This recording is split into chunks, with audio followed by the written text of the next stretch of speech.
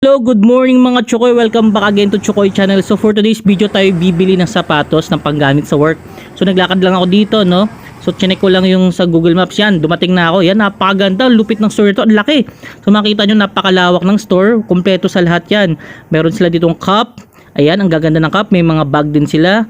May pambabae, may panlalaki. Ayan, napakalawak ng store. Ang lamig. Ay, may KD sila. May mga Dunks. May Air Force din ng mga sapatos.